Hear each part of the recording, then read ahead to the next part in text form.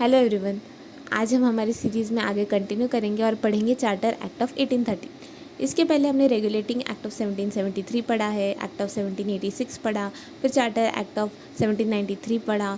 उसके पहले हमने क्या पढ़ा था, हाँ, पिट्स इंडिया एक्ट ऑफ 1784 वो भी पढ़ा।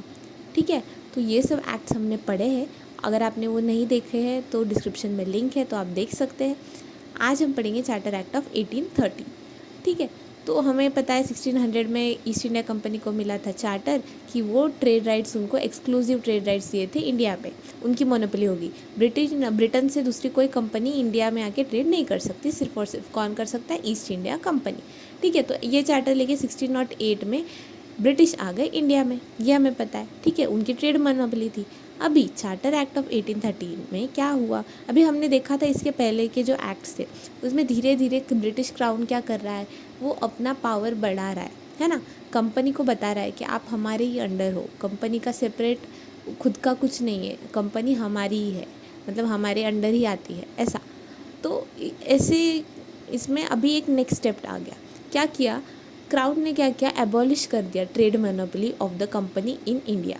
ठीक है, हमने लास्ट इसमें एक्ट में देखा था ना कि कंपनी के लोग बहुत ज़्यादा पैसे कमा रहे थे, बहुत ज़्यादा इतना पैसा कमा रहे थे ट्रेड से कि इंग्लैंड में बाकी लोग के आंखें ये हो गई कि भाई ऐसे कैसे, इतना पैसा कैसे कमा रहे हैं, क्या हो गया। तो किंग क्वीन जो थे उन पे प्रेशर आ गया कि आप सबके लिए ट्रेड ओपन कर दो वगैरह वगैरह। तो काफ़ी टाइम से डिमांड चल रही थी। 1813 में क्या हो गया, फिर एबॉलिश कर दिया trade monopoly. East India company की जो ट्रेड मोनोपोली थी इंडिया में, इसको एबॉलिश कर दिया। लेकिन कम्प्लीटली किया क्या, नहीं।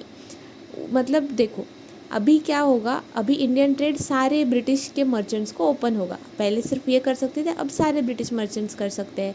लेकिन मोनोपोली थी कौन सी इसमें, ट्रेड इन टी और ट्रेड विद चाइना, ये दो जो एरियाज़ थे ना, यहाँ पे सिर्फ और सिर्फ कौन ट्रेड कर सकता है, ईस्ट इंडिया कंपनी। मतलब अगर चाइना के साथ ट्रेड करना है इंडिया से तो ब्रिटिश इंडिया कंपनी, और ट्रेड करना है टी में तो ब्रिटिश की ईस्ट इंडिया कंपनी, यही कर सकती है, इस पर मोनोपोली होगी। लेकिन बाकी कुछ भी ट्रेड हो इंडिया में तो वो अभी सारे ब्रिटिश मर्चेंट्स आके कर सकते हैं। इंडियन ट्रेड ओपन कर दिया गया सबके लिए, ये था एक फीचर। सेकेंड क्या, asserted sovereignty of the British crown over the companies territories in India. देखा, इन्होंने बोला कि ब्रिटिश क्राउन ने बोला कि हमारी ही है, कंपनी की जो टेरिटरीज है इंडिया में इस पर हमारा ही हक है, ऐसा। ठीक है, तो allowed the Christian missionaries to come to India for the purpose of enlightening people. देखो ये काफ़ी इंपॉर्टेंट है। अब तक ना ब्रिटिश लोगों ने यहाँ पे क्रिश्चियन के मिशनरीज़ नहीं लाए थे, मतलब वो अलाउ नहीं कर रहे थे। क्रिश्चियन मिशनरीज़ बोल रहे थे कि हमें इंडिया में जाने दो, वहाँ के लोग इग्नोरेंट है, हमें उनको धर्म के बारे में बताना है, क्रिश्चियनिटी के बारे में बताना है, तो कन्वर्जेंस कराने के लिए। ठीक है, लेकिन जो ब्रिटिश क्राउन था उसने पहले अलाउ नहीं किया था।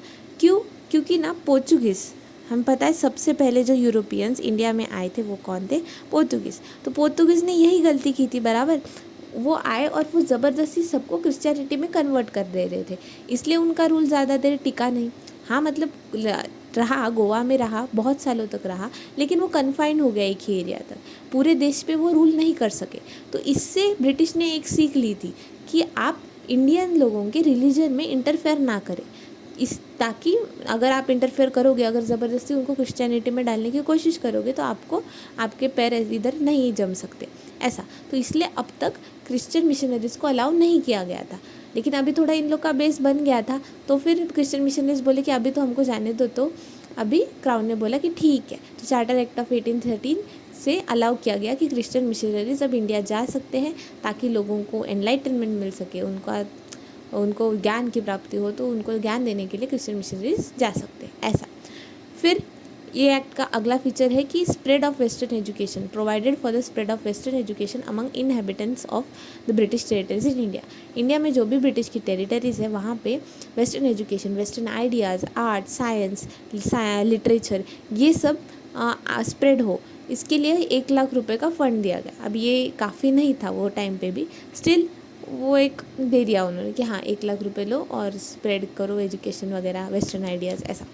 ठीक है, फिर फिफ्थ था, इट ऑथराइज लोकल गवर्नमेंट्स। ये चार्टर एक्ट ऑफ 1830 ने और एक काम किया कि लोकल गवर्नमेंट्स को ऑथराइज कर दिया, उनको पावर दे दिया। इंडिया में जो भी लोकल गवर्नमेंट्स थी, हाँ, तो इम्पोज कर सकते हैं टैक्सेस ऑन पर्सन्स, लोगों पे ये टैक्स लगा सकते हैं और पनिश भी कर सकते हैं लोगों को अगर वो टैक्स पे नहीं कर रहे। तो लोकल गवर्नमेंट मतलब ब्रिटिश के ही एडमिनिस्ट्रेटिव मशीनरी के जो भी चीज़ें थी उसमें ये सब रूल्स लागू होने थे। तो मेन फीचर्स क्या थे कि trade monopoly east India company की एबॉलिश कर दी। कंप्लीटली कर दी क्या? नहीं, कंप्लीटली करेंगे कब? In the charter act of 1833। इसके बाद हम पढ़ेंगे नेक्स्ट वीडियो में चार्टर एक्ट ऑफ 1833। यहाँ पे ईस्ट इंडिया कंपनी की सारे एरियाज़ में ट्रेड मोनोपोली ख़त्म कर दी, लेकिन 1813 ने चाय और चाइना पे रखा था, ठीक है, कि आप मोनोपोली होगी। फिर बोला कि ब्रिटिश की जो टेरिटरीज इंडिया में है वो ब्रिटिश क्राउन की है।